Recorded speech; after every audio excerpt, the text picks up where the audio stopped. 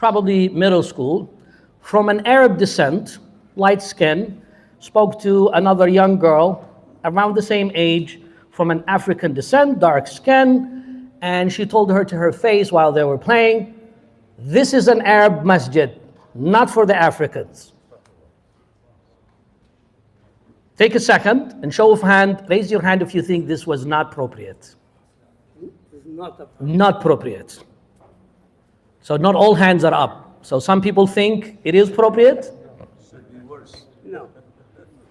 Would someone agree with me? Maybe this goes even to the realm of haram? It's beyond that. Probably is haram. It would upset our Prophet. Now it has been addressed with, and the child did not mean ill, and we talked about it. But the moral of the story here is children don't say these things from themselves. This is not something that they invented while in middle school, while in elementary or kindergarten, they're playing with a black child or an Indian child or a Mexican child, and they decide, you know what, I'm not a big fan of the Mexicans. The blacks, no. The Arabs, no. Children don't. They either parallel play, or when they grow up, they just play.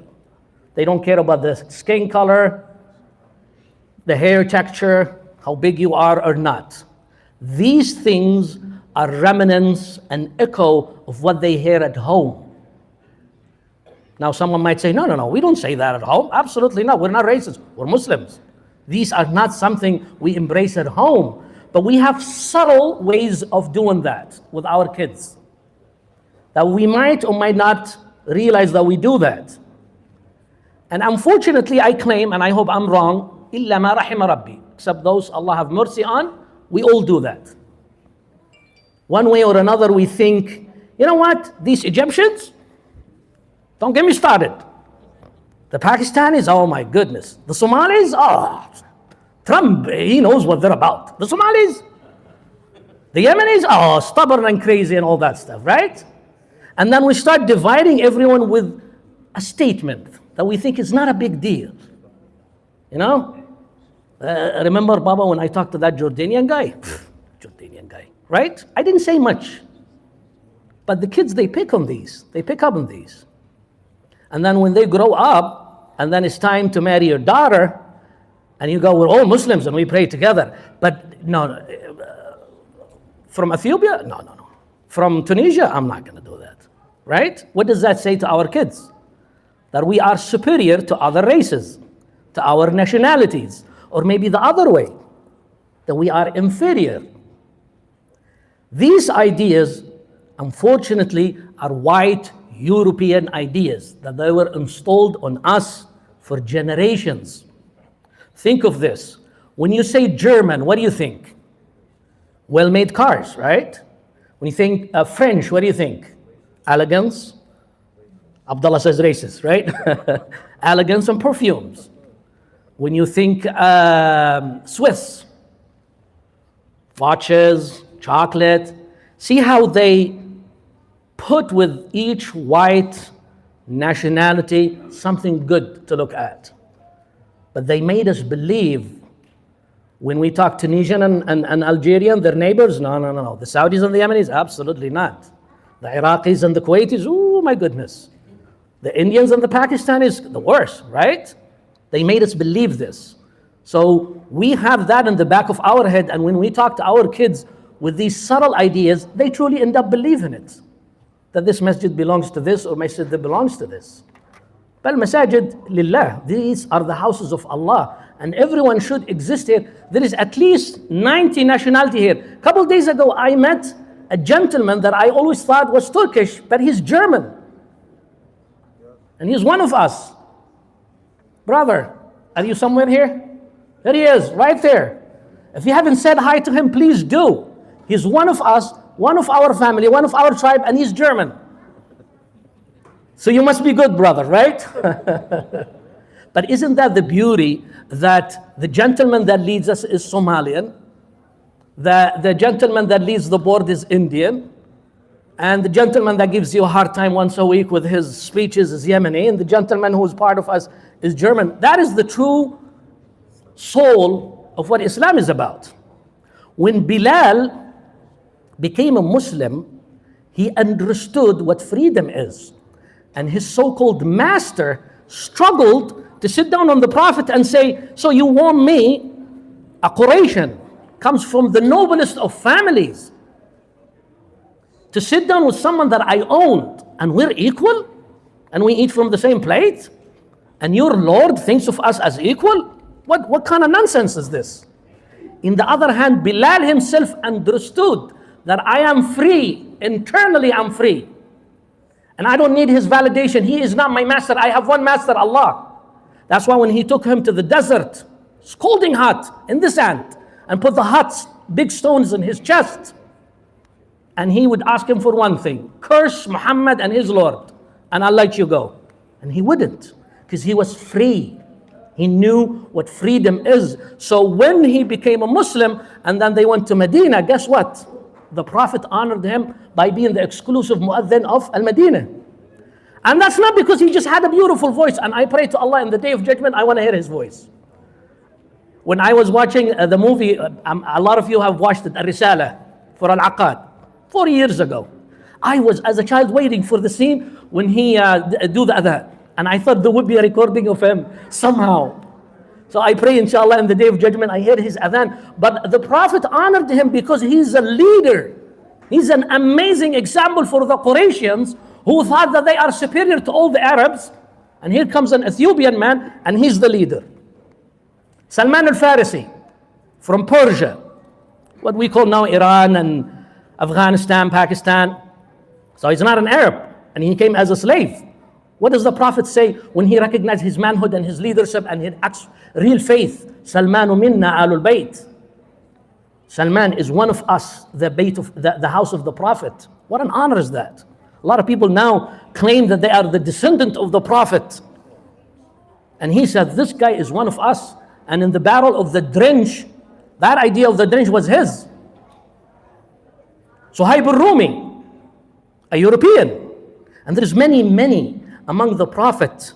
لا فضل لعربي على أعجمي ولا أعجمي على عربي إلا بالتقوى. There is no superiority to an Arab over a non-Arab, or a non-Arab over an Arab. Look at the wisdom of the Prophet. He says this 1400 years ago, knowing that in nowadays, us Muslims, brown people, we think Europeans are better than us. That's why the Prophet says both of them, Arab over a non-Arab and non-Arab over an Arab. The Prophet knew it would be the equation, it could be both sides. إلا بالتقوى.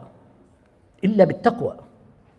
One of the companions of the Prophet one day was joking with Bilal, I think.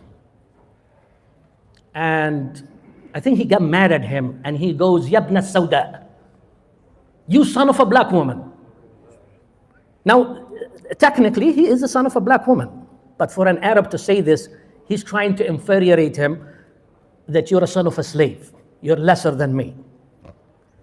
And it is known in the seerah of the Prophet ﷺ that few times he got mad. Not a lot of times, and this was one of them. And he looks at him, and he's a big Sahabi, and he goes, إِنَّكَ امْرِئٌ فِيكَ جَاهِلِيَّةٌ.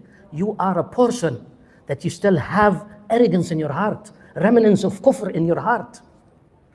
And it is said that in the story that he wanted the other companions to step over his cheek, put it in the dirt, to humiliate himself, to apologize to him, to repent. But the Prophet looked at that word, as the young girl said, as an example of what is in your heart. You need to purify your heart. And we all need to purify our heart. If we go home and we have these discussions with our spouses or our kids, and we make a passive comment about a certain race or a nationality or certain people, then إِنَّكَ امْرِئٌ فِيكَ جَاهِلِيَّةٌ. The Prophet ﷺ is looking at you and telling you, there's something wrong with your heart and your iman. You need to change that. A good friend of mine here, a doctor, well-educated, traveled all around the world. We were talking about the best place to have your family raised. I believe it's here. And he said, the Gulf, the Arab Gulf, is the best. And I go, why is that? He goes, it's ease, the ease. Everything is easy. It gets delivered in 15 minutes. Food is delivered. The service is this, that, ease. The abundance of ni'am. So I asked him for a second to think about this abundance of ni'am. Who provides them? These civilizations are built in the top of slavery. And what we have right now is modern slavery. To have someone in a temperature for 120 deliver your not so important pieces of clothes that you ordered from Amazon or whatever the local company is in 10 minutes to your home and your food, and he's wearing a helmet and he's wearing this and this and that, and he came from a different country and he works 10, 12 hours a day, 6 days a week to make your comfort level in a luxurious place. Isn't that a form of slavery? So when people in these countries, or people who come from these countries and they come here, they think inferior towards certain nationalities. It's because their kids grow up seeing these nationalities serve them. And that's not Islamic.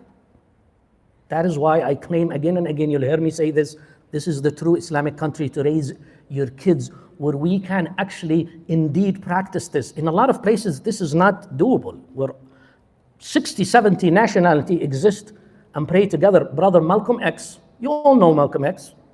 He believed, as the Muslim nations did, that Islam only belongs to black people, until he went to Hajj. And he wrote a book about it. And he says, in Hajj, I was wearing the same garment that a European rich man, an Arab sheikh, and a poor African, and a poor this, and a poor that, and we're all standing the same line. And they were sharing their food with me, showing me the same kind of respect. I didn't feel inferior to anyone. I didn't feel superior to anyone. And he recognized that was the true Islam. He came back with that, and that's why he was assassinated. But that's for a different khatara. أسأل الله أن ينظف قلوبنا من هذه الأمراض وهذه الجاهلية. I ask Allah that He purifies our hearts from any remnants of jahiliyyah or arrogance, and clean our tongues of what we say in front of our kids. So our kids will grow up to be a true Muslim, as the true civilization of Andalusia, where the Khalifa was an Arab Muslim and his wazir or minister was Christian and his private doctor was a Jew. The only civilization in earth, that Islamic civilization in that time, where this true equality of citizenship existed. May Allah bring that back to us. Jazakumullahu khairan wa barakallahu fikum.